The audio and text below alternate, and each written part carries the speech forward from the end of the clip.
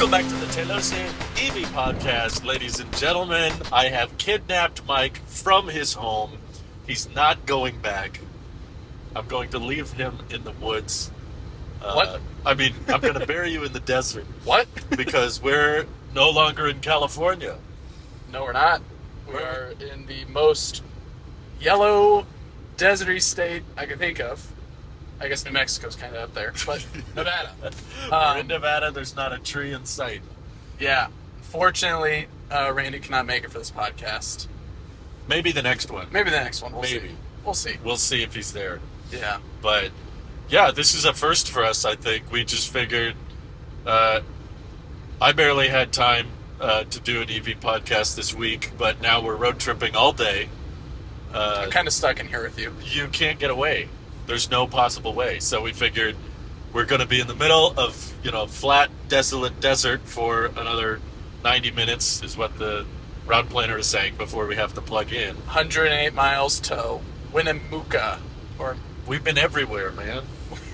Everywhere. have we? We barely got out of California, but all right. Yeah, Winnemucca. It's a song. Oh, All right. Okay. All right. Okay. Anyways. We just finished watching Marquez's ID Buzz review on autofocus. Did not change your mind at all. No. But The design, of course, is still good. I may have been a little bit too harsh in the last podcast Wow. on it, but even still. okay, well, to compensate, I'll say I wasn't harsh enough. Oh, The you're range like is me, pretty bad. The bad person. The I see. I think we were both animated. But I agree with a point Marquez made, which is that when you think of the classic VW bus, you're often thinking of road tripping. You picture the hippies that go across the country to go to the beach and stuff. Yeah. So the fact that the range is pretty low and the price is fairly high, and I could maybe forgive it if it had really good charging characteristics, but it really doesn't. It's still 400 volt architecture, right? Yeah, it's still an ID4 at the end of the day for the battery pack, which means it rarely goes above 150 kilowatts, which if you're limited to 2.5 miles per kilowatt hour, that's not great. That's not a lot of speed. It's not a lithium iron phosphate battery either. So, I don't think so. You can't really top charge it all the time. So even at its, max range of 231, 234 Yeah, or something like that, Pretty low. you're not even getting close to that. But to be fair, we're road tripping right now. My EV is one of the lowest ranged Teslas there is. Yeah, what's your max range when you first bought it, though? 272. And what's the battery pack underneath us right now?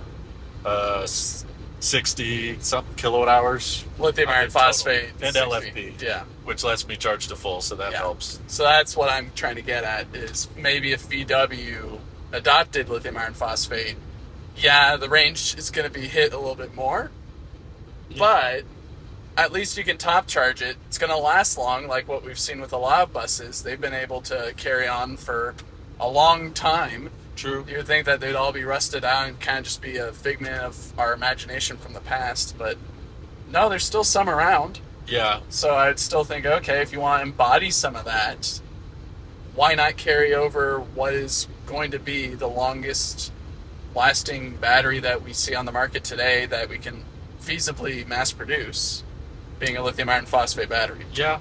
I could think of a few reasons. I'm pretty sure they don't make them in America, but if they do ever plan on building them in the U.S., there's some tax credits they wouldn't qualify for if they relied on LFP. And like you already mentioned, the range is not great in the first place, and we know LFP is only going to take it harder. Yep. I'd have a hard time justifying an LFP like with a sub 200 mile range, which is probably what it would be. Yeah. Depending on the energy density, but I guess you could make the argument if it's really just intended for around town driving. Mm-hmm. That's probably plenty, but that's kind of the awkward position it's in. Sure. It's like even with the nickel-based batteries, it's not a great range. No. But you really can't go much lower. So it's not great at road tripping, and 230 miles is probably a bit overkill for around town driving too. So it's this little weird mid-step, but Yeah, we're not yet ready for long-range EVs that go 500 plus miles, we don't have the energy density. And along with that, Unless it's a Lucid. unless it's a Lucid, you're right. I think the key is definitely extreme efficiency, which means a lot of paying attention to drag and, wind resistance, and then also having a really efficient powertrain.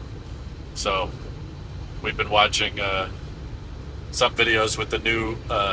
have you caught up much with the 2025 Lucid Airs? I've not. They've made some pretty... Please inform me. Okay, so now every model has a heat pump. Okay. For those who don't know. It's already an efficient vehicle, so that just makes it even more efficient. Even more efficient. Before, the only way to get a heat pump on a Lucid was the Sapphire. Okay. I don't know why that was just on the high-end, super expensive performance model, but now you can even get it on the pure rear-wheel drive. The cheapest Lucid has a heat pump now. So that allowed them to shrink the size of the battery. On the pure, I think it's now like 80 something kilowatt hours flat, or pretty close to 80. Whereas before it was like 84, 85. And even with the new EPA test cycle, which is more strict, Sure. it still gets 420 miles of range thanks to the heat pump and some of the engineering efficiencies they've improved upon. So 5 miles per kilowatt hour on a pretty strict EPA test cycle. On something that doesn't look super aero efficient. No, It's very good at hiding it. Yeah, I still It's think they exciting. look gorgeous. Yeah. I really like the look of the Lucids. I saw a lot of them back when we started. Less out here, which is funny because this is where you'd think they'd be. Yeah, we're out in the Shiny. desert, of course, so all you're seeing is salt flats. Pretty sure this is like an armored tank we just passed. Yeah, probably something like that. They've got like it all blacked out. All these like government plates. There's probably a nuclear bomb or something. Well, it's surrounded by trailers, so I think we should be all right. Yeah. They'll take the brunt of it. The Grand Touring also got all of those efficiency upgrades, which is impressive because now they have real-world tests where both reviewers and people from the company took it out and pegged the speed at 70 miles per hour, and it went over 500 miles. That's So pretty impressive. It's no longer just 500 on paper, but in the You have real to go world, 45 to 50 miles per hour. that's maybe what a little bit. that's what the first Lucid Airs were. Mhm. They did range tests on those, and they never hit 500. Like at highway speed, it was always like 420, 430, which is still good. But the fact that they've made them even better is like it's impressive, but also kind of necessary for the company because the resale value on those original 2022 Lucid Airs is terrible. I mean, it's kind of the situation with all EVs. Oh, yeah. But First Lucid gen in vehicle. particular, like I think I was mentioning to you that I found a 2022 Grand Touring that recently sold on Marketplace for like $68,000. And to buy that same car new, it would be $120,000. Double, pretty much. Yeah, probably more than double. Yeah, it was a lot. Gee. So in order for the company to justify people buying new Lucids, they really have to improve on them. That's kind of the challenging part of this EV community, or for the EV industry, is that you can't just stay still. You have to be constantly iterating, otherwise the used inventory becomes too compelling. Right. It's like, why would I buy a new one? So, yeah. That's great news, though. I'm glad to see that they're improving. Oh, the other big change I liked, because a lot of people in the early days were complaining about the infotainment being kind of laggy. Yeah, that was a big bummer. Right. They just couldn't handle anything, and even Apple CarPlay was a little bit buggy on it. Oh, as well. yeah. The navigation was It was awful. very Terribly clunky. optimized. Apparently, I haven't tried the new ones out yet, but apparently they've upgraded the chip powering the whole infotainment. I'm not sure exactly which chip it is. If it's like a AM chip. Hey, if there was a company to license, Apple's silicon, I feel like Lucid would be the one to do it. Sure. But they haven't. I doubt it's Apple, but they're supposedly much more responsive, and it's a faster infotainment. And even if you have an older Lucid, you can pay, I forget the exact price, I think it's $1,000 or $1,500 or something like that to upgrade the infotainment. So even on your old Lucid, you just take it to a service center and they'll upgrade the chip. So That's nice. I'm all in favor of that. I feel like a little bit of goodwill might be necessary there because you came in early. Right. You dealt with all the back-breaking issues with the system. There were a lot of software problems. Would be nice for those that have held on to it this whole entire time. They can prove that they were the first person, or in the first, I don't know, 5,000 to buy it or whatever. Oh, maybe yeah. The first 10,000. I don't know how many they've made at this point. Oh, you're saying for some of the early adopters, they should just do it for free? And just show that, hey, I've owned this whole time. Right. I've been dealing with it. Can I get at least maybe some discount would be I nice. do agree, especially if you bought a Dream Edition. Yeah. I feel like that would be an easy cutoff to just say, you're definitely one of the early adopters. Right. Because they only delivered those at first. And we know everybody who paid for a Dream Edition was paying, how much was it? Like 150 grand? Something around there. So they deserve a free chip upgrade. If not free, at least some discount. Just to show that, hey, like, I didn't buy this on Facebook Marketplace or something like that. Like, you paid a lot, you know? Yeah. And I've So- held on to it. Right. That's fair. Just give me a little bit of love for sticking around. And Sure. sticking my neck out for you guys. It's possible they are doing that. I don't know the fine details. I don't know Let's either. hope they are, because Lucid's burning so much money. It'd make a lot I'm of goodwill towards what- their customer base. What difference does it make to burn another grand? Like, that's why I've been advocating for a while now. Like, I think Lucid should make their own chargers, because Well, they make destination chargers.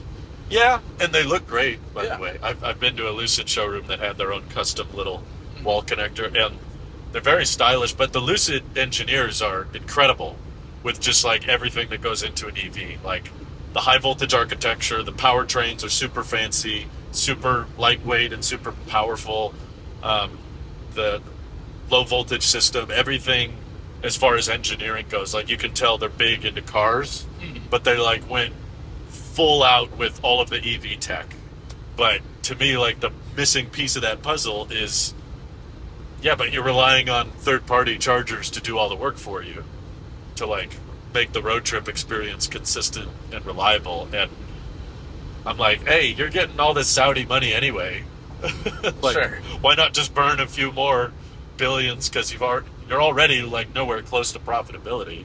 But they seem to be okay with that. Yeah, I don't know how I feel about that. Lucid chargers, you don't want them? Well, like V3 or level 3 type of chargers where you're getting decent speeds wherever.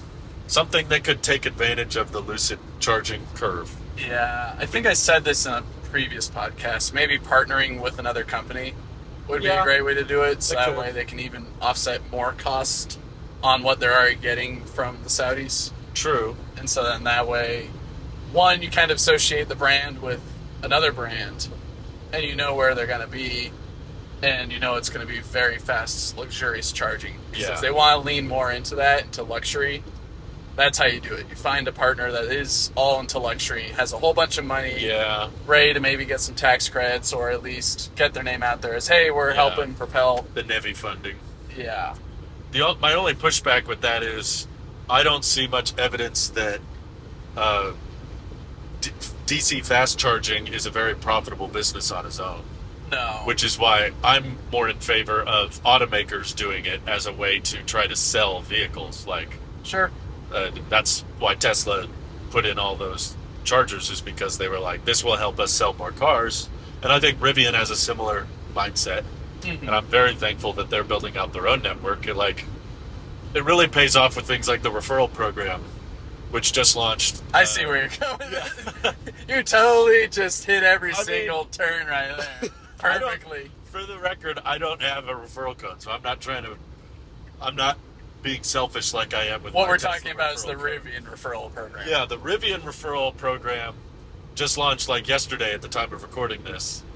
And I think that's one of the best perks about it, is that if you use a code or if someone uses your code, you both get 6 months of free Adventure Network charging. That's a really sweet offer, because you could use up a ton of electricity in Yeah. Rivian in 6 months. It's a great benefit. They use like 2 miles. I mean, 2 miles. they get 2 miles per kilowatt hour.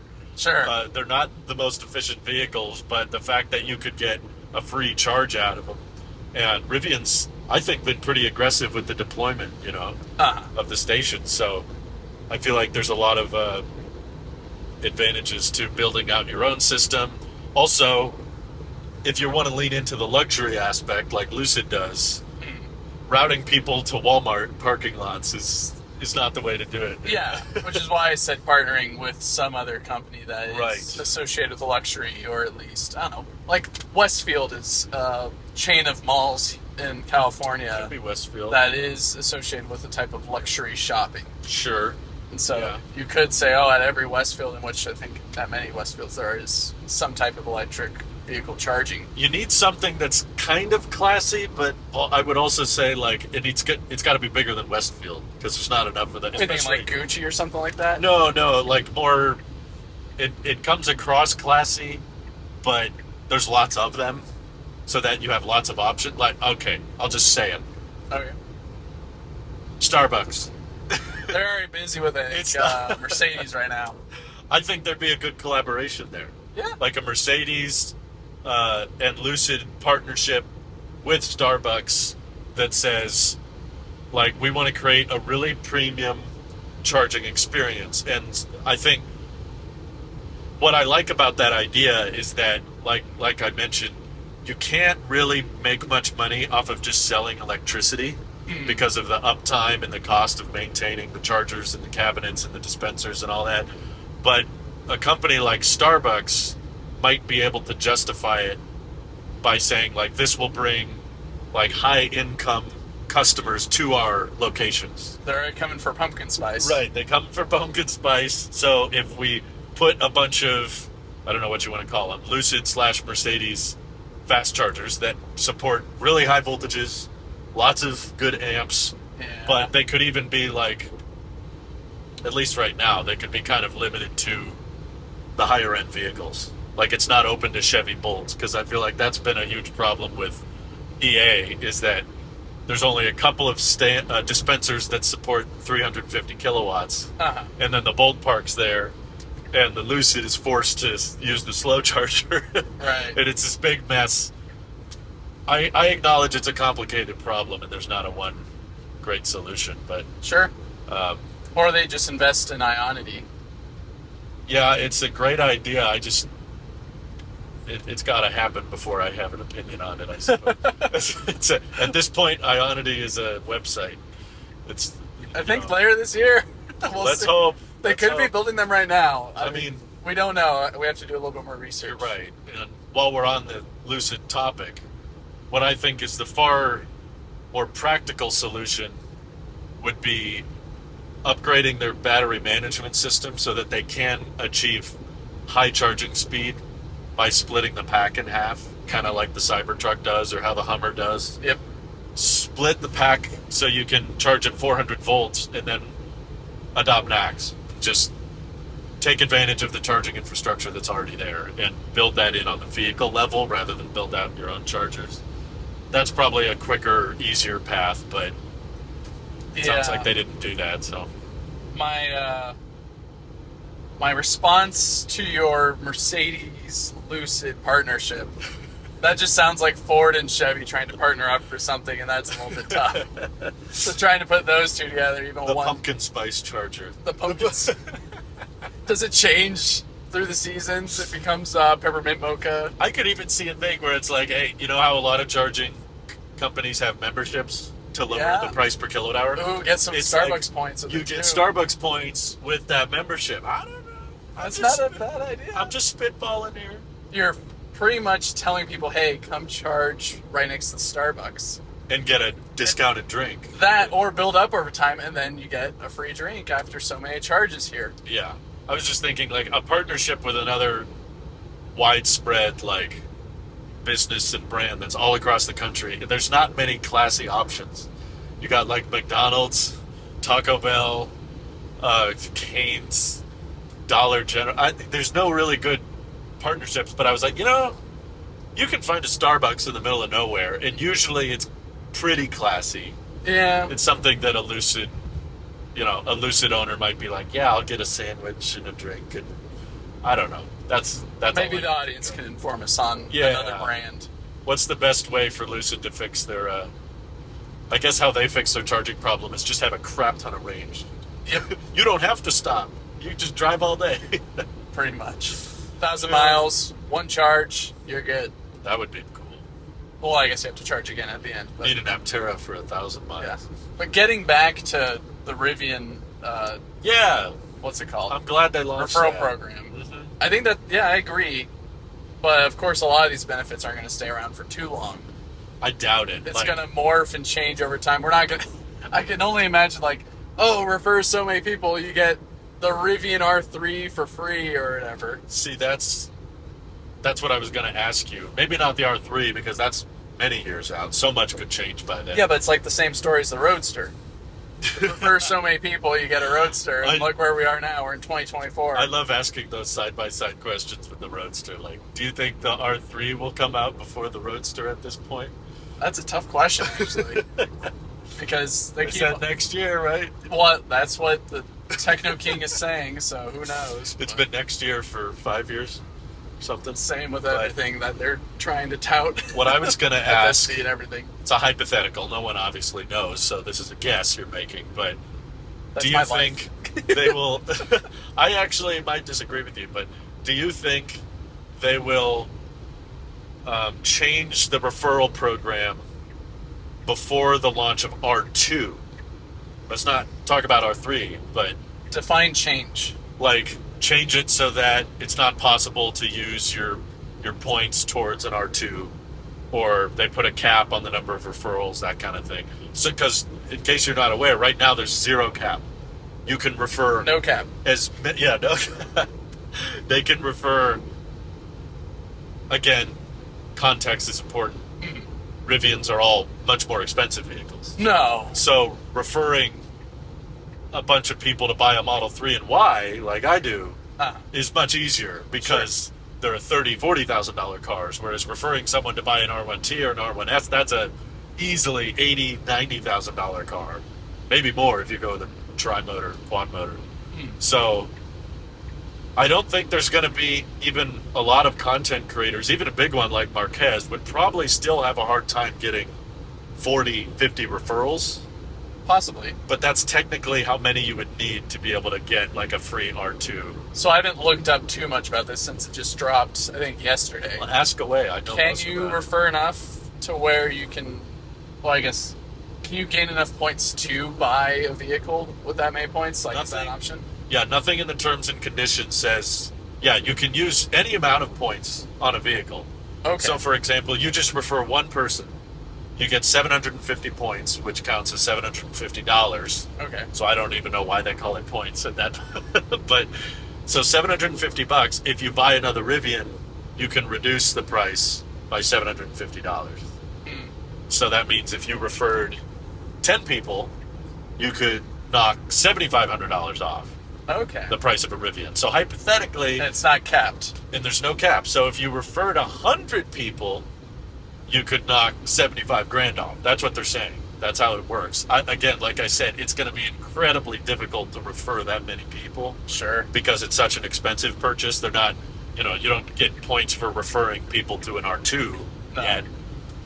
And I doubt when the R2 comes out, it'll even be included because Well, we still can't refer people to buy a Cybertruck right now. right, it's not included. Yeah. That's true. So I guess that's my question. Do you think that they're going to end the program or change the program by the time R2 launches? To disallow the infinite cap, pretty much, or Anything. Like Anything. they could just I say, think it'll change over time. They're going to be adding and subtracting certain things, Right. certain accessories or Yeah. premiums that you can allocate your points to. right, I think that'll happen in the next couple of years. I think probably. a year and a half until the R2 comes out, I think, feasibly for mass production from Right. normal, I guess. So whatever that looks like in terms Uh-huh. of mass production from normal. But I really hope it's next year. I know they keep saying, my idea is probably the beginning of 2026 is when we start seeing a lot more R2s on the well, road. that's what they are saying the timeline is. I'm just kind of surprised it takes that long because they said they're going to build it in normal, Yep. which is already Well, they're having to build the Operational. expansion. right. So Uh, once they build the expansion and they build in all the wiring, all of the cranes, all of the assembly and production Yeah. machinery that they need there, then they have to buy the metal, make the deals with whoever they're making the deals with to get all the Yeah. material, make sure that all the engineering drawings are up to what they need, and then they start printing a lot of these parts, pretty much. Right, Or not printing, right. but producing a lot of these parts, and then they have to test and see whether it's up to what they need for that product, Sure. or if a lot more time is necessary to tune. So, I believe it's going to be 2026 when we start seeing them. You're probably right. I'm just saying, I hope they're sandbagging. It'd be really cool. Like a Model Y moment. Yeah, the Model Y was early.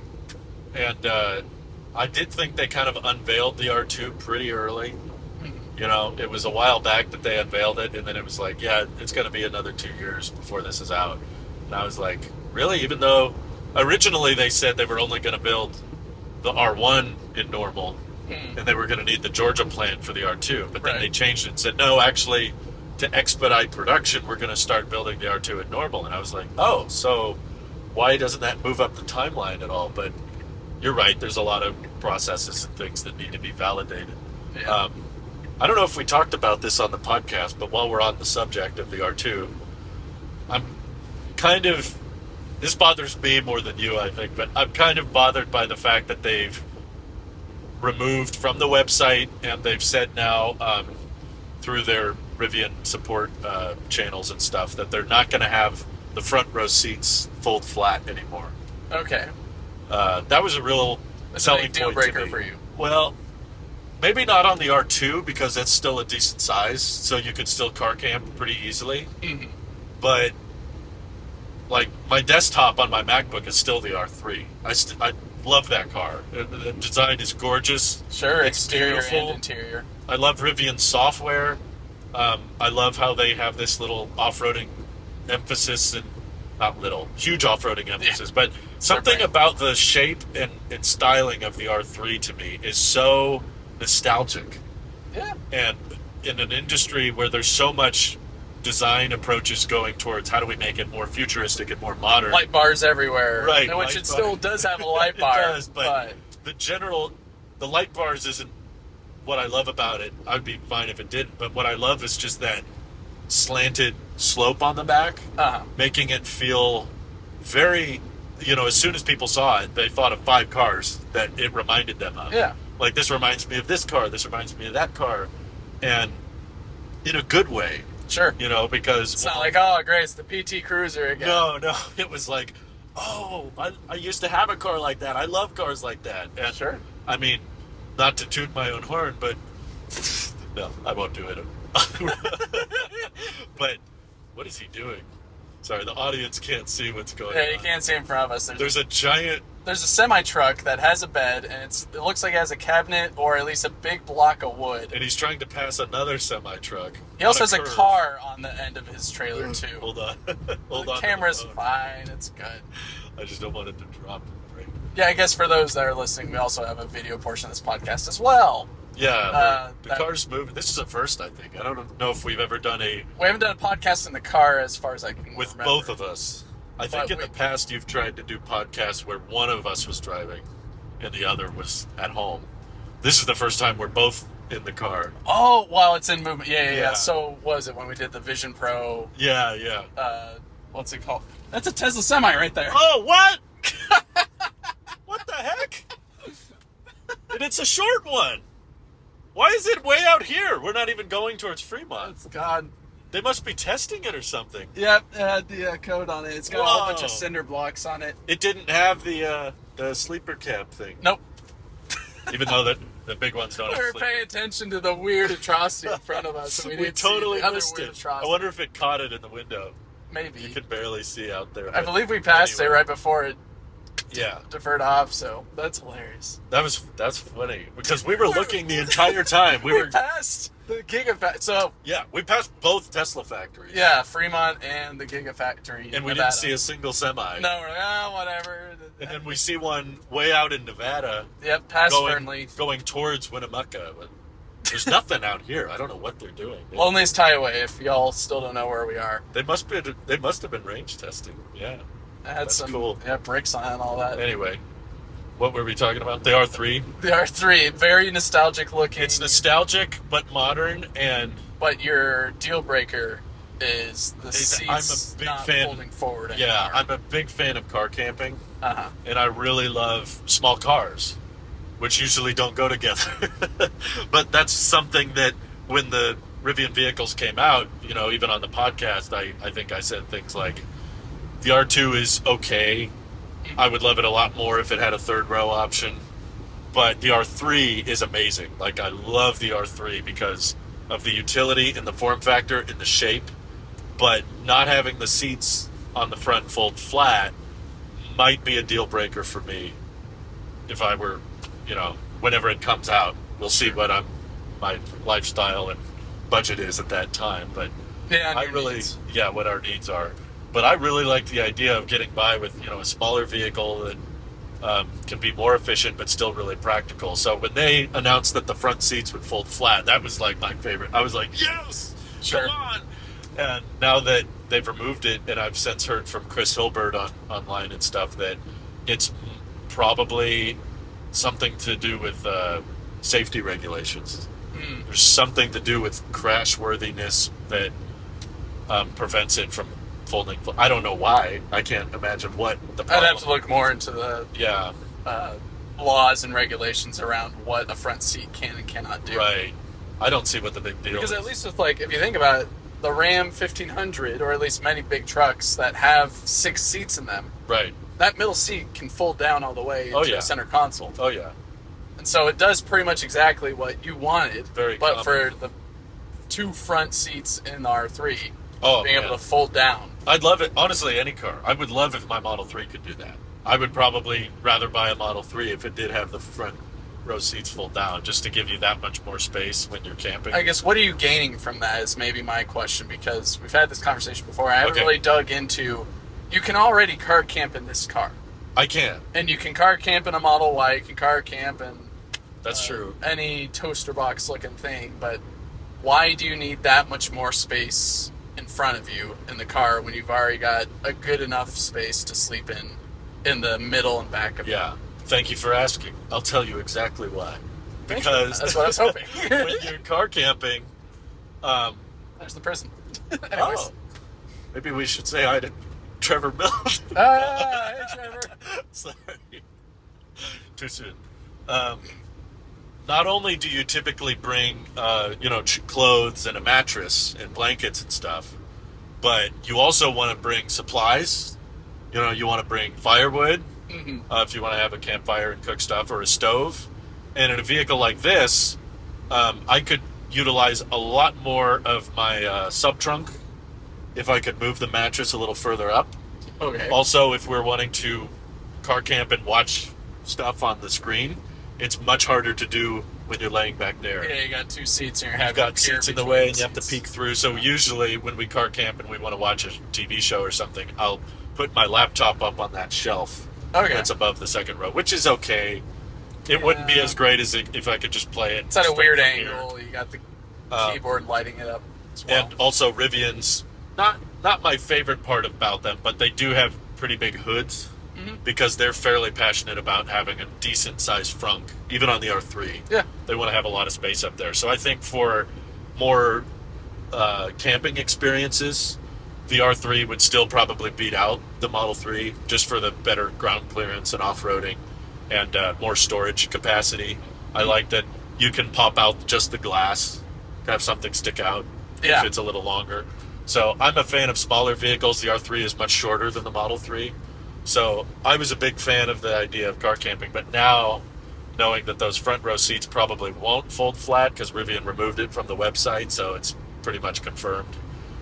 It's like, I don't know if I can camp back there now, which it is a little bit smaller. But on the positive side of things, I guess it makes me more interested in the R2. Yeah. Because I'm like, okay, if we're going for a car camping experience, the R2 might be the winner here because it's got more space. So.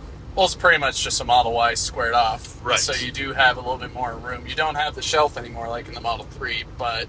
Yeah, I don't understand why they have to have that personally. I don't understand why they couldn't just leave it an open back there like a Model Y is. Noise, probably. Really? Yeah. Is the Y noisier, you think? Yeah, probably. You got a little bit more echo going on because it's a little bit bigger space. Along with that, you got more bodywork that's kind of moving around. That thing is acting as a bridge between the bodywork and its ensuring that any vibrations that are occurring, because it's connected, there's those joints that might rattle. Right. Assuming that you don't have that occurring. Well, of course, assuming you don't have that occurring, you're not going Yeah. to hear any noise. But pretty much it's there so that way there's less vibration and movement occurring on both sides of the vehicle, causing Interesting. a lot more noise, vibration, and whatever the last one is. H. Yeah. H. Cool. Yeah. Well, I'd like And also, it's great for privacy. I think that's the main for thing stuff for in the trunk. You mean? Yeah. Yeah. Or I in guess the that's trunk true. of the car. It's a That's sedan. why they started adding parcel shelves to the Model Y. I think because of that. Yeah. They didn't want. You see that in many. I mean, even in, I think was it the Blazer that we test drove? Yeah. I think the that Polestar. had one of those. And the Polestar as well. They've got a little hanging cover, Right. so that way no one can peer in. Which it is nice, at least in mine, because if I do have anything back there, Yeah. people will see it. But at least if they're going to break in, at least they can see what's in there before they break in. And if they don't see anything, I'm then more they're not going like to break you. in. I would almost rather leave it open so that people can see there's nothing back there. Because right now, when it's constantly covered up, I mean, the common thing people do with Teslas is that back little The panel. rear, they break glass that panel, glass yeah. so that they can lower the second row and get into the trunk. It's a treasure box. They don't know what's in it. Right. I would rather than know there's nothing back there, because most of the time there is nothing back there. Sure. Yeah, like you said, I would cover it up if there was something, but just hope for the best. Or just but- put it in the front at that point. Yeah, yeah. So the R3 may not be the car for me. I'm a poet Nice and I ride. didn't know it. Which is a shame though, because I really love the look. I really love that style, and I'm all in favor of smaller, more compact cars. And I would, even though this is basically the smallest Tesla, I still think it's pretty big. Like I would like a smaller car than this. And I would just You enjoy that. I like my Model Y I size know. vehicle. And I speak for myself, by the way. My wife disagrees with me heavily. She would much rather have a larger vehicle with More along like Model Y size then? Yeah, she loves the Model Y. I mean, this car was the compromise. She really wanted the Y, and I was like, why? She was like, because the storage. And I'm like, we've lived with the sedan for like years, and we've never run out of space. Sure. And I'm more of the efficiency guy, and I like smaller cars. So I was all in favor of, let's just get the Model 3, and we couldn't wait anymore. So when we bought, it was getting a Y versus a 3 was going to be an extra 20 grand. So it just wasn't really an option. Now, knowing what happened with the prices, I definitely am grateful we didn't get the Y, because then we'd be out even more than we're already out. But yeah, things work out in the end. Sure. I don't know the future. And but you have an LFP pack now. that's true. Which you I wouldn't think have gotten that with the Model Y. that's a good point. They never brought that to the U.S. That's only available in other countries, I think. Yep. But especially with all the free supercharging I do, thanks to you guys using the codes, I've been brutal to this battery pack. A lot of cycles. It probably wouldn't be good for me to be supercharging as often as I am if it was a nickel-based pack. 52,000 miles. That's Wow. pretty good. Yeah, we're going to hit 53 and 4 probably on this trip, right? Yeah. For the distance that we're going. We're putting a lot of miles on, but how's your experience been so far? This is probably the longest you've ever been in my car. This is the longest I've been in a Model 3. Oh, period. Wow. Period. I haven't sat in a Model 3 for this long ever. Yeah. Wow. And which is nice because the Model 3 was the original car I kind of fell in love with Tesla. Right, me like too. the S and X were great and all, but once the They were price always went out down- of reach to me. Oh yeah, I was agree. always like, I'm never going to be able to afford that. But the 3 was the first car. I remember I watched the unveiling live, and I was like, Same. that's one I Well, like. no, I didn't watch San Balen, but I watched the deliveries. Oh, I The, remember the that. first deliveries that were Yeah. pretty much to Tesla employees or Right, whatever. right. And So how does it compare to your Y? I don't like the height. We poked fun of that in one of we're taking videos at superchargers just to mark off, hey. There will we're be a gonna- vlog. There will be a vlog. Yeah. But pretty much, I think in one of those, I was like, I don't like the height. Like, That's a valid I complaint. have to really crawl. Well, compared to my Y, it feels like I'm crawling into this thing every single time, which is, it's fine for now. I've gotten used to it, but yeah, I agree. Whenever I get in your car, I'm always like, wow. I It's- just step in. You just pivot in and that's it. It's great. Yeah. I love it. So with this, it feels not like a roadster, of course. Doesn't feel like a sports car. I've been in No. like a Lotus Elise and all that, and that is really down deep next to the Sure. ground. It's comfy, I'd say. Good. Even though you kind of have to step into it and all that, it's not bad. I've been pretty much living with Louise's seat set up here. Yeah, you get no lumbar support. Oh yeah, I went to go do the lumbars because mine has lumbar support on both sides. This one doesn't on the passenger side. I don't Right. know if it has it on your side either. No, the driver always has it. Okay, good. Yeah, Mine doesn't, so I went to They go haven't reach touched down. that. Ironically, I never use it, but people are saying to use it all the time Oh, just so so that they good. have the data. If I the love data shows that the users are using it, then they'll leave it. So even if you don't need it, just move it back and forth a lot so they go, oh, well, people are using it. Right? But Yeah, this one just has a plastic, what feels like a button, but it doesn't depress. yeah, So, anyways, I'm missing that, but Sure. it's been great. The white interior is something to get used to for me because I've got the black interior and I like Yeah, the wooden this is- dashboard. The white is a bit glaring. It's ruining a lot of my photos. Trying to take photos, it's just big Yeah. white glare from the reflection, but I never otherwise, noticed. well, yeah, you're driving. No, I mean, Louise takes pictures all the time, but she's always complaining about the bug guts Yeah, that's been a little bit annoying as well. because the cameras always want to focus on the window right there instead Right, of or what even you're not. looking It's at. just a blurry filter. Yeah. Pretty much. You're like, oh, look at the map, but there's just bug gut blur. Yeah, it's always dirty. Anyways, Even when I clean it. that's what's it called? Something that can be cleaned off. Yeah. But the car's been great. It holds everything that we need to put in here with extra space. I would say leaning more towards your idea of downsizing the car a little bit more to something a little bit more compact. We could still do this road trip with what we've brought. Yeah. Because we have enough room technically to fit one or two more people. Oh, easily, yeah. Like, you could- We're going to. We're going to pick up, not today, but tomorrow, we're going to pick up Louise at the airport. So. Sure. She was up for fly. That's why she's not with us today. But Yep. And I had some time off, so I figured, It's also a work trip, I should preface. So they're covering her flight, but they weren't covering our flights because we don't work. kind at of the weird same they're place. covering my flight. They don't work at the same place. So we were like, well, we'll have a fun road trip and you can have a quick covered flight. So Sure. it'll work out. But yeah, we have room for more. Yeah. I'm always like, most people don't realize how much stuff you can fit into a pretty small sedan. Mhm. A lot of people assume like, oh, I'm putting luggage in the back. I need a big hatchback. And it's like, I mean, maybe, but you can get by. Like, we've fit a lot of stuff in this car over the Mhm. years. And I've yet to run into a situation where it was like, oh, shoot, we can't do it. Yeah, so it makes Unless sense it's- for your use cases. Yeah. Why do I need something bigger? Mm-hmm. But yeah, otherwise the speaker system I've Oh, noticed yeah. compared to my premium. You've got the subwoofer, and these speakers are active in your car. Sure. Whereas I have the pointless little grill, Yep. but they don't do anything. But The little speaker I shells don't are know. there. with I'm used nothing to it. coming It out. sounds good to me, but Oh, I mean, I've gotten used to it over time. But Yeah. initially, we turned on some music. I'm like, why does it sound weird? And we found that the sound was biased a little bit Oh, yeah. forward. And then I we had, biased it.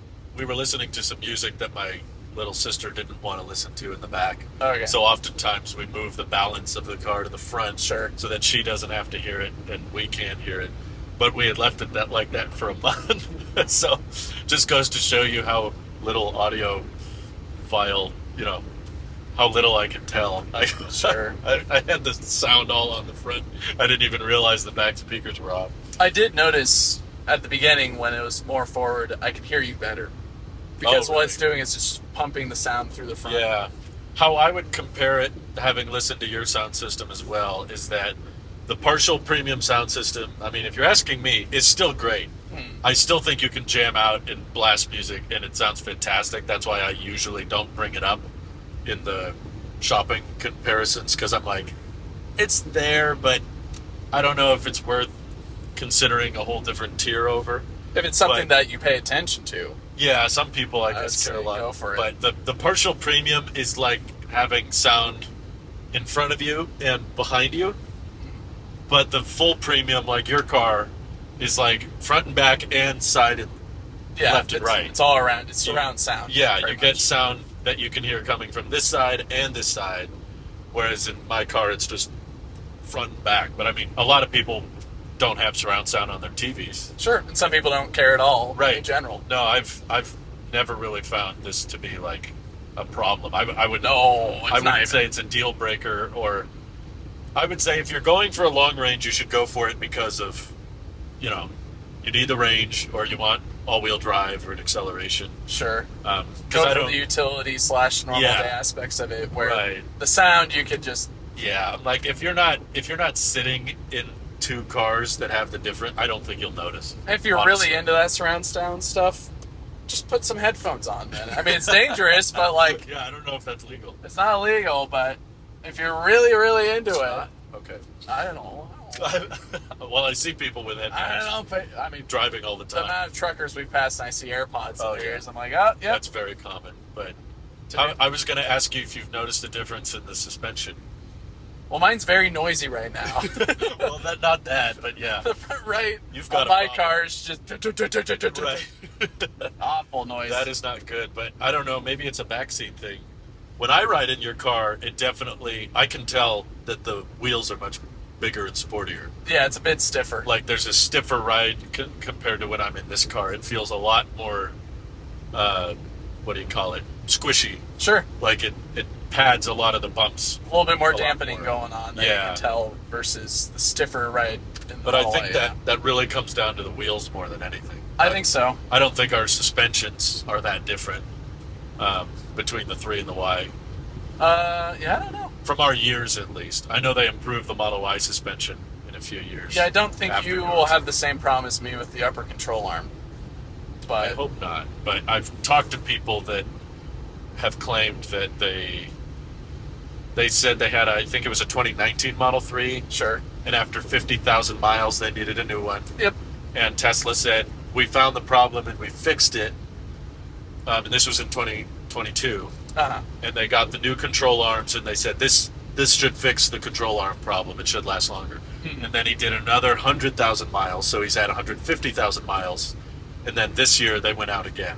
Oh, gee. So even though Tesla claimed they fixed it, Could be a different issue going on. he said they pretty much just put some sealant on top of it Oh, so that when the gosh. water drains, it doesn't touch the bare metal, which might extend it to 100,000 miles instead of 50, but Yeah. still not really a solution. But the good news from your story, I guess, is that it doesn't sound like the most expensive thing in the world. No. It's a couple $100. It is annoying, though. It is. Especially when it avoidable. happens right after the basic warranty's gone. You're pretty That much. does feel shady, doesn't it? Yes. When they make a part that's designed to last right up until the warranty and then break. Well, that's what's happened over time with Right. a lot of products. It's like, Yeah. well, we can sell this old 1990s or 80s Toyota Helix, Yeah. but it's going to last forever. We can't have that. No. We can't have it last forever. What's even more crazy when I know it's easy to dog on Elon these days, but No. it's even easier to dog on him when back at Autonomy Day, they were claiming we're designing all of our cars to last 1,000,000 miles because they're all going to become robo-taxis. So all of our cars are supposed to last 1,000,000 miles. And I was like, with those control arms, I don't think so. Maybe your powertrain is supposed to go 1,000,000 miles. But I don't know. I've even seen some, battery pack servicing that is not an indication they last to 1,000,000. But it's hard to know because, We're going to have to wait a couple more years. yeah, the first Model 3s with the 2170 cells, that was the first time Tesla started using 2170s, are still only 7 years old. Mm-hmm. So it's hard to hit a ton of miles in 7 years. Sure. And even with that, the ones that are hitting it have been accelerated to that point. Right. They haven't really had the That's average true. lifespan they've That's had. true. They've been hammered. Yeah, they're definitely more of a outlier in the data Right. groups that we're looking for. And that bell curve of them is slowly being filled out. It's just we need a little bit more time. And that's kind of the tough thing, right? Is you can accelerate the testing, but there are those latent effects of you are Right. now introducing a new factor that wouldn't be in there, True. being accelerated fatigue or something else going on. Yeah. Which Yeah. may introduce microcracks, which will then be accelerated by the amount of driving or forces that they're experiencing over a shorter period of time. So you're going to get a larger stress or failure modes that you're not going to see typically for the average consumer. Right. So we'll see. I'm hoping that it's going to be decent results because it's going to pave the way for Tesla's next gen vehicles. I'm excited. I think that for both good reasons and bad, Tesla's trying to be the McDonald's of EVs. Yep. And I've said that many times because I think it's a perfect analogy of both. Yeah, there's a lot of them, billions and billions served, but it's not known for being of the utmost top quality. No. Like Tesla really, I think, is not trying to be a premium luxury brand. Their whole mission statement is surrounding becoming like a cheap, affordable mass market. Like they basically want to become Toyota for EVs. Yeah. Like Toyota accelerated hybrids. Yeah. Tesla's accelerating EVs. Right. And I think the vast majority of Tesla sales in the future is probably going to be really cheap models. I don't think their brand is going to be built all around.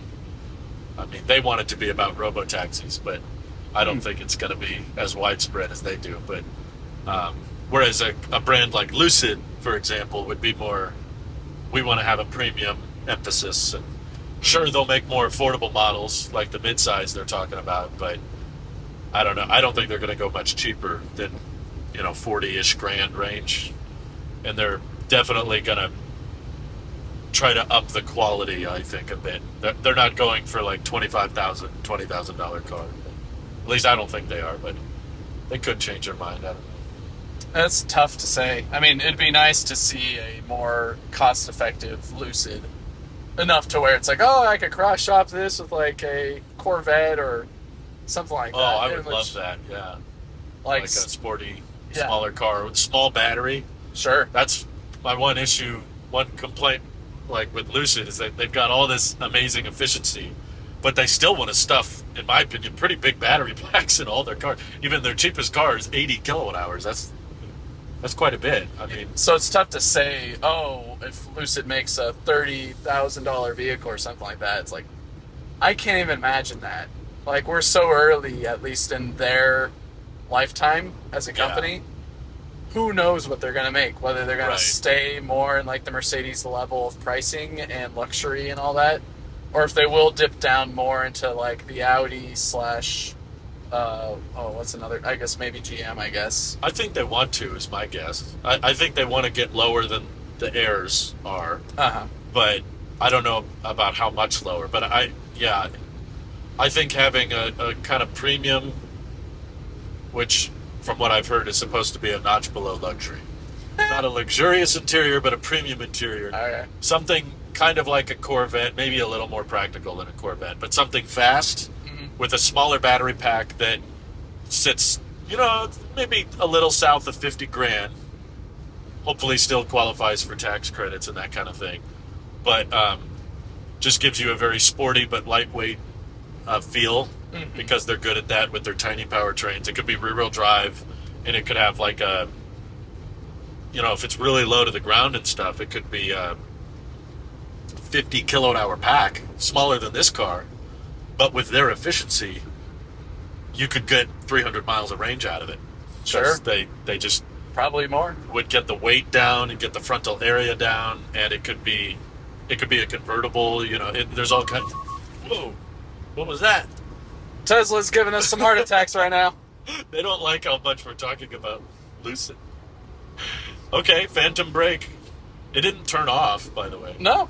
I think it just freaked out because of the semi-truck coming a little over the line. It didn't even go over the line, man. I was watching the truck when we were bringing. I'm like, that's not, it's doing it. Should I turn off autopilot? Yeah, turn it off for now. Okay. Sorry, guys. I tried. We'll do cruise control. I wonder if it's the Jeep? The Mirage. There's a Toyota Mirage ahead? No, and there's like, you see that? Where the sun and the heat creates a... Yeah, you're talking about the thermal... yeah. What's it called? It kind of... I've had that cause phantom braking in the past where it thinks there's an obstruction in the road. Oh, or it's just a cliff. It thinks like, oh, I gotta stop. But in reality, it's just lighting. Yeah. But anyway. Is that something that you think Lucid could probably do better than Tesla on? What's that? Dream Drive or whatever they call it. Oh, well, the one I test drove didn't have, but they definitely seem to be in favor of having all the hardware. Sure. Like Lucid's one of the few companies that hasn't given up on LiDAR yet. No. There's a lot of companies that have. Volvo's putting in theirs. Yeah, I think Volvo. Polestar's also putting in theirs too. That's true. I'm not convinced it's what's needed. I have my doubts and skepticisms around robotaxi, but I do still think you can get very, very good, reliable self-driving with just cameras.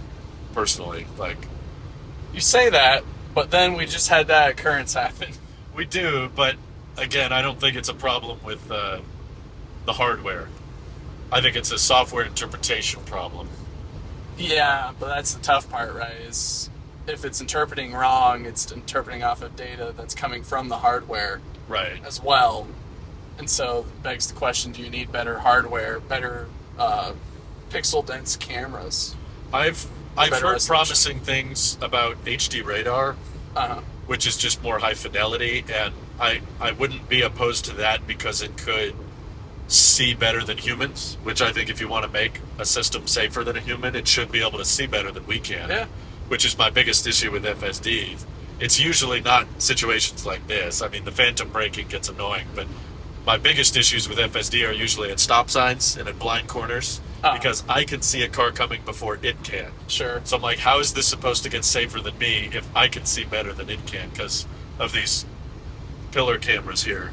They can't look down a blind corner as well as I can. No, and that's the only view that they have. Right. There's no alternative camera to pull from. So I still think you can do it safely and reliably with just cameras. And I also think that LiDAR is pricey from what I've understood. So if Lucid was trying to do a cheaper car, I would advise, let's see what you can do just with cameras and maybe some HD radar. But That would be very conclusive proof, though, if they're showing that they're getting very consistent, safe, relaxing drives with Dream Drive. Like, no intervention, you don't have to have your hands that would be nice. touching. You barely even have to look at the road, maybe like once every minute or so Yeah. at first, and then moving on to once every 30 minutes or something like that. Right. To where, like, you don't really need to. And then comparing that to a system where it's pretty much working on the same logic, but now you're getting the, what's it called? The LiDAR out of the system. Yeah. And you have to figure out, okay, is it going to be able to do it? And if it shows that there's a lot more difficulty, that might just be proof that the technology of our time is very limiting. It could be. In the reverse way that Howard Stark says. Sure. Limited by the tech. But, another great company that ditched LiDAR that was originally going to have it was Rivian. Yeah. And they realized, I think wisely, that it probably complicates too much. And, there's parts of what Tesla has said that I agree with, that what do you do when the hardware disagrees? Mm-hmm. Now you've got a new problem to figure out. Do you fall back on the LiDAR? Do you fall back on the cameras? Well, if you're always falling back on the cameras, then what's the point? If there's a disagreement, then why have it? So there's a few Chinese brands that are also, they have a lot of robotaxis there that have also started dropping LiDAR. They used to have it and then realized that they could get the same performance with cameras. Interesting. So I think if there's those number of brands that can figure out, basically the reward of figuring out how to do good level 2 or level 3 driving, if you can figure out how to do it without LiDAR, you save yourself a bunch of money Oh, yeah. on the manufacturing end. But if you figure out that you can only do it with LiDAR, that's kind of a sad realization, because it means that to have that feature is much more expensive now. And then you've put in a whole bunch of money into trying to make it work without LiDAR. Right. And you found, we've hit the ceiling. Yeah.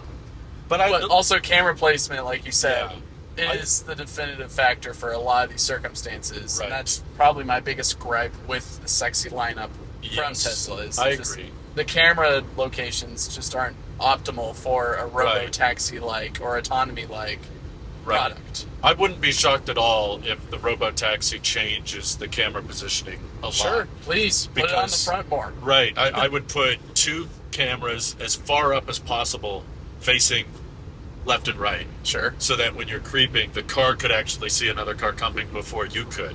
And if that started happening, I'd be like, okay, I could visualize how this might be safer than a human. Yeah. But, yeah, like, as an example for the consequence of deciding that LiDAR is necessary or needed is that you don't even get basic highway assist like autopilot, just keeping you between the lines, on the $80,000 Lucids. You have to spend extra money to get Dream Drive Pro, which then includes the LiDAR, but can't do basic lane keep for a pretty expensive vehicle, which in my opinion is like, I mean, autopilot has its flaws, but it's still cool that even on the cheapest possible Tesla, you still have highway assist for free. Yeah, and it's but easier. basing that off of one company is probably not the best practice. Which It's a data point showing that, Sorry this for the noise. a big, not even a Dodge Ram truck, it's a Silverado. Silverado's blasting. Right. It's got a huge muffler and all that. Yeah.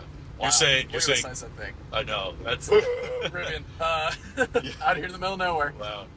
Adventure. Good. You're saying using Lucid as the sole example isn't a good idea? Yes. Okay. I would say be careful with that because, one, they're trying to focus on luxury or whatever it is. Yeah. Higher price echelon vehicle. It's also their first vehicle that they've made about 5 different ways. That's true. And so trying to say, because this is the way it's happening with Lucid, that's what's going to happen with others. I would say wait to see others also try to do this. Right. In which, of course, many are seeing what Tesla's doing. They're like, if Tesla can do it, and Ford can attempt to do it. Yeah. It's like, all right, why use LiDAR? Right. So I get that. I think it's more of a, we don't have enough data points to feasibly say definitively that LiDAR equals very expensive and unreliable. Or maybe not unreliable, but at least a grim future for autonomy. Right. Well, and I'm sure the cost of LiDAR has probably gone down a lot over the years. Waymo's probably helped with that. Yeah, there's been people buying it in bulk. Yeah. Which is good. That's what I want. Yeah. I guess that's of, what I mean is like LiDAR has to be more. The important thing is, and this probably changes depending on what kind of car you're making, it has to be an asset, not a liability. Yes. And I think when you start trying to make really, really affordable cars in the $40,000, $30,000 range, I think it starts to become more of a liability. It's like, now we have to make sure this is working. Now we have to route wiring for this. How does it perform in the rain? Sure. Whereas if you're making a $80,000, $90,000 vehicle, or like the way Volvo is incorporating it, that's probably utilizing it more as an asset. Like, this helps us be safer. Yep. And it's not adding too much to the overall cost. Possibly the first shipments of EX90, or at least the first production units are being built right now. Yeah. But it's a pretty high-end vehicle, right? It's a high-end vehicle, but I guess what I was trying to get at is they're not shipping the LiDAR with it for the first couple months. That's right. I did. They've got problems with it on the either supply chain side or There you go. figuring out the engineering hookups for it feasibly, or at least.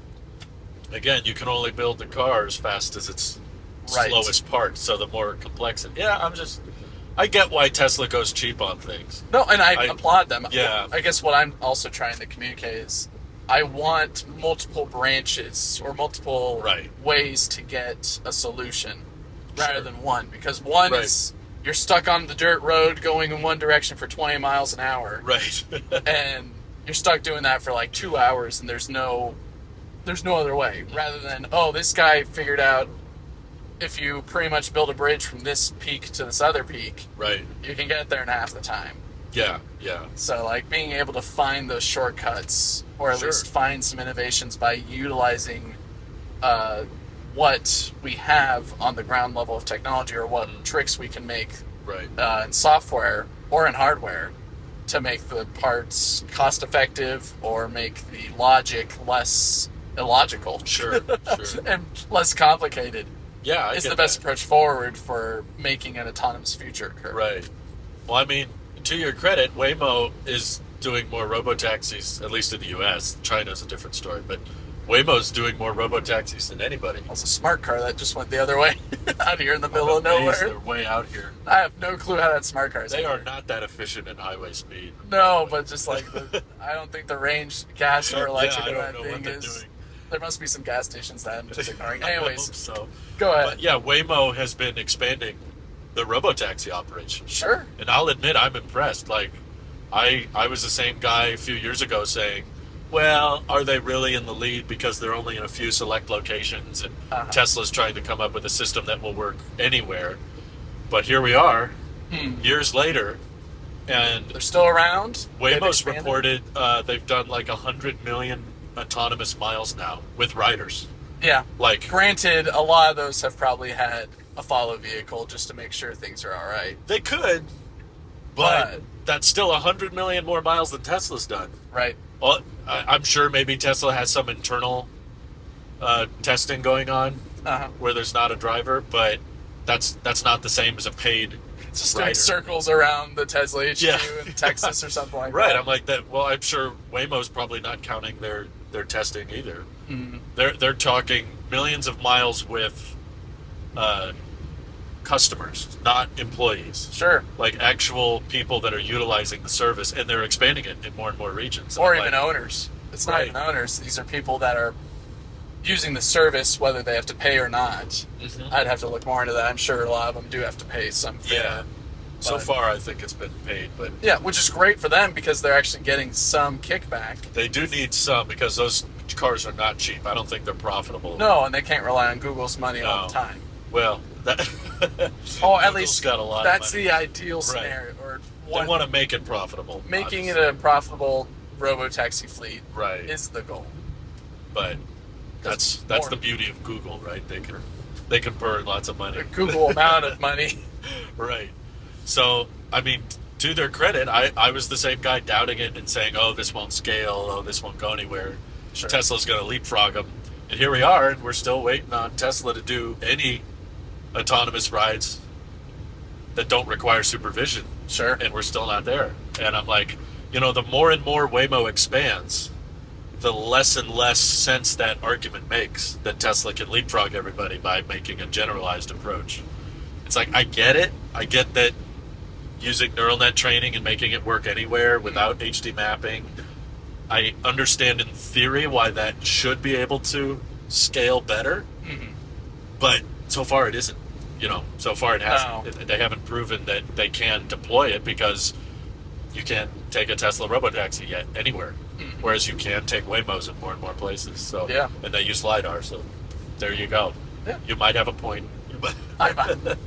No, you have a point. That's right. I think my only point is don't just focus on one technology. Sure. Let's expand it out, and Oh, that's been There it goes again. another great. Phantom braking on cruise control now. I'm not even using autopilot, but We need a Waymo. well, I was gonna say the beauty of. Well, I will say another downside of Waymos is they're not very aero, so they're very much optimized for. Have you seen the inner-city. new van? I don't think I've seen the new It's one. a custom built chassis, from what I can tell. Okay. In which they pivoted away from that originally Yeah. because they wanted to do these what looked like little pod cars, if you recall those. I remember the pod cars. Yeah, I Those got were to sit cute. in one at the Computer Museum Oh. in Mountain View. That's cool. And that was awesome. And seeing them drive around when I was in the area, it was like, wow, this is the future. That's great. Right, yeah. And then they did away with them. I'm like, oh, and they They were replaced cute. them with Chrysler Pacificas and Jaguar I-Paces. And I'm like, I guess. They'd be perfect for around town. Yeah. They would be terrible if you were doing any kind of freeway driving. Yeah. I mean, you've been on some of the freeways in the Bay Area, and like trusting a Waymo on one of those. I mean, it was basically a very futuristic looking smart car. Yeah. Pretty And much. those are cool, but at highway speed it is not aerodynamic at all. It's much less efficient. Well, and- stable is definitely the Right. concern. Sure. Aerodynamic is one thing, but stable. As See, I'm all of Which the has- efficiency guy. I'm all like, Yeah. how much energy is that going I was thinking of the safety of any wind hitting it. And all Right, that. that's a problem. It's a too. tiny light pod. It's Sure. like Jeeps, right? Sure. Jeeps look cool, but they they can get tall. Right. If you get tall, your moment of inertia Right. just climbs up more and That's more, true. and climbs down more and more for depending about the Y direction and all that. Well, I was going to say that the beauty of the EV market that makes it so fun to talk about is that you have all these different companies and they're all trying different things. So it's cool that even though Tesla may be ditching LiDAR, it currently shows no plans of adopting it, and Rivian, but you still have Volvo or you still have Lucid that are pursuing it, or Waymo, that are like, no, let's see what this could do. Let's see the advantages. So you can, because really engineering and vehicle design is just a series of compromises. Yep. It's like every advantage comes at another disadvantage. Sure. So it's a debate of which advantages do you want to lean into, and which disadvantages do you want to accept and just say, okay, we're not going to be the best at such and such. But Aptly put. yeah, I agree. So that's makes it so fun. There's so many different approaches and attempts, and they're all kind of interesting in their own way. And that's what I'm looking forward to, even though kind of wrapping this whole podcast around back to what we started with the ID Buzz. Even though I'm very much not a fan of it, I applaud them for at least bringing it to the market here in America. Finally. I'm not happy with the specs. I'm not happy with a lot of the functions inside of it. The design's all right, but at least someone is trying to make a minivan that's electric. Sure. And which, I feel like someone put some thought into it. Yeah. They may not have prioritized the things you were hoping for, but I do think that they probably did their research and figured out what they could do with the current batteries they have, and they were like, sure, it may not be this road trip machine, but for a family looking for lots of interior space and seats that can drive around town and is in a pretty good financial situation, they could be happy with it, I think. Definitely. But you're right. I don't think it'll be mass market. It's definitely not going to eat into the sales of Model Y or R2. I could see it definitely following the same path as like a Cybertruck. Like, great curb appeal. Sure. But it's not going to be the breadwinner like the Model Y. I don't think so. I think they'll sell more ID4s, honestly, because that's just the market segment that does so well these days. Sure. Which is why, honestly, in some ways I was sad about the front seats not folding flat, but in other ways it gets me more pumped for R2. I'm like, this is really the vehicle that's going to kind of make the brand. I told you from the beginning. Yeah. R2 is underrated. It is. Yeah. It's bringing a lot for something that is very similar to what in its exterior looks as the R1S. Mm-hmm. And in terms of dimensions, very similar to the Model Y. Right. But does bring a lot to the table in what it has as utilities on the outside and inside. Yeah. That will be just maybe not game-changing, but at least a better daily car than you would expect to be on the market right now. Well, it's very wise of them to just be like, everyone is buying the R1S. Sure. So let's just take the R1S and make it more affordable. Yeah. Yeah, that's genius. Keep it simple. Definitely. But especially those dials that apparently are really the haptic, fancy, the haptic, vertical dials on they the R2 change. wheel. Yeah. I think that the strongest competitor will be just how cheap our Model Y is going to be at that time. Sure. That's going to be the debate, like cheap Model Y or Rivian, and I think a lot of people are going to pick the Rivian. It's going to be a very interesting market at that point. And I'm so glad to hear that they are relocating the charge port to the driver's side rear. Oh, yeah? That's going to make doing exactly what we're doing right now possible in the R2. Is it shouldn't be that complicated or intricate to do a road trip like this in an EV. No, and we're doing it right now, and we haven't had any problems. So far, that's a nice little update. We've not had to wait. Well, we waited a little bit at the last one in Fernley after we passed the Gigafactory, but what did we do? We ate some food. I meant like there wasn't a line. Oh, okay. Which is very common at EA stations. Gotcha. It's like you get there and one stall is down and there's a line. Okay. And you have to get in line. No, like we pulled in and there were stalls available. Mm-hmm. You could plug right in and get peak speeds and you didn't have to worry about, parking in a weird way, which now that they're really relocating the charge port on the R2, you shouldn't have to worry about that. You'll just be able to utilize the existing superchargers, and the cable will reach, and you'll probably get great speeds. And if it works the way it's worked with the R1 vehicles with the adapter, like, sure, you have to set up your Tesla account to charge once. Sure. But then after that one time, you're done. Yeah. Now you just pull in, plug in, and it starts. And that's exactly how it should work. So, yeah, that R2 is going to be... I got your brain churning on it now. Just because, I don't know. I know the Model Y is the best seller, but I don't know. Your experience with Model Y and how bad Tesla service has been definitely puts a bad taste in my mouth. Yeah, we'll talk more about that in the next episode. Okay, and fair just enough. How crazy it's been with messaging them, miscommunications, and all that. Right. And granted, they're slammed. There are people on the other end as well. It's not the individual's fault at the service center. Last time I went to the service center as well, they were swamped. Yep. It's a common theme at this point. Yeah. I mean, to be honest, though, a Rivian, wow, that door is flying open.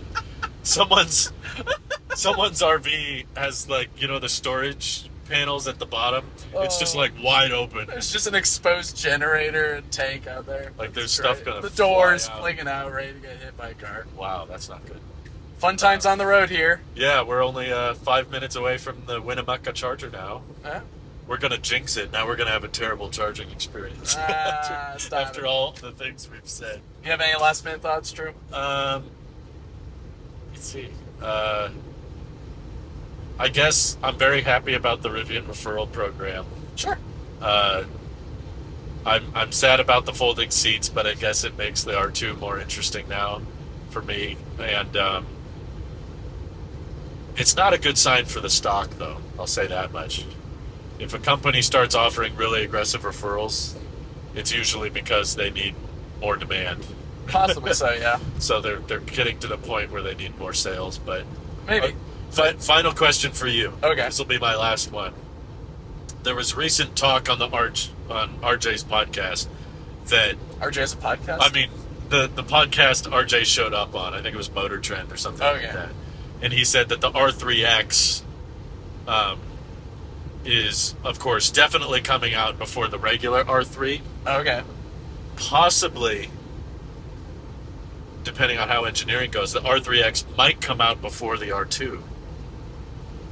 That's perplexing. And I'm curious what you think it will cost, because I think that's kind of the answer as to why they might want to release the R3X first, is because the margins on it might be really good. Where does the R1T start at?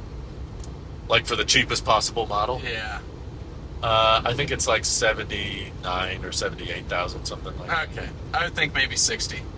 60 grand. 60 grand for the That's pretty good. R3X. I mean, that's in the that's going to be in the territory of Ioniq 5, and yeah, that's around or what the 5X costs. 3. Yeah, I think that's around there, right? Well, or is that 50? If you spec it up, you can get it below 55, and with the tax credit, it becomes like 46. Okay. So it's definitely more of a souped-up sedan. Yep. Whereas, of course, the R3X is going to be all about that, like, hot hatch life. Sure. But stuffing a tri-motor in that little thing is going to be... It's going to be crazy. Beautiful. Yeah, I'm excited for that.